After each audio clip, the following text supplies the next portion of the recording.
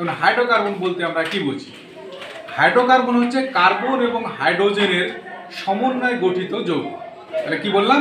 Carbon এবং হাইড্রোজেনের সমন্বয়ে গঠিত যৌগকে হাইড্রোকার্বন বলা হয়। যেমন মিথেন, CH4, বেনজিন, C6H6, এগুলো হচ্ছে হাইড্রোকার্বনের উদাহরণ। এখন হাইড্রোকার্বনকে মূলত দুই ভাগে ভাগ করা হয়।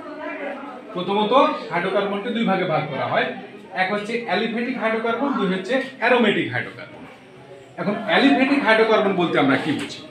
অ্যালিফ্যাটিক শব্দটির অর্থ হচ্ছে চর্বিজাত, অর্থাৎ এই হাইড্রোকার্বনটি প্রাণীর চর্বিতে পাওয়া যায়, যার কারণে এর নাম হচ্ছে অ্যালিফ্যাটিক হাইড্রোকার্বন। অপরদিকে অ্যারোমেটিক হাইড্রোকার্বন, গ্রিক শব্দ অ্যারোমা থেকে অ্যারোমেটিক শব্দটি এসেছে, যার অর্থ হচ্ছে সুগন্ধ।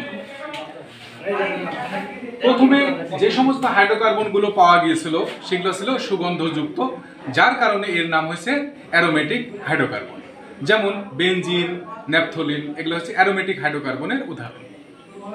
এই অ্যালিফ্যাটিক হাইড্রোকার্বনকে আবার দুই ভাগে ভাগ করা হয়েছে, একটা হচ্ছে মুক্ত শিকল হাইড্রোকার্বন আর একটা হচ্ছে বদ্ধ শিকল হাইড্রোকার্বন। মুক্ত শিকল হাইড্রোকার্বনকে আবার দুই ভাগে ভাগ করা হয়েছে, একটা হচ্ছে সম্পৃক্ত মুক্ত শিকল হাইড্রোকার্বন আর একটা হচ্ছে অসম্পৃক্ত মুক্ত শিকল হাইড্রোকার্বন। অনুরূপভাবে বদ্ধ শিকল হাইড্রোকার্বন আবার দুই ভাগে ভাগ করা হয়েছে, যেমন সম্পৃক্ত বদ্ধ শিকল হাইড্রোকার্বন আর অসম্পৃক্ত বদ্ধ শিকল হাইড্রোকার্বন।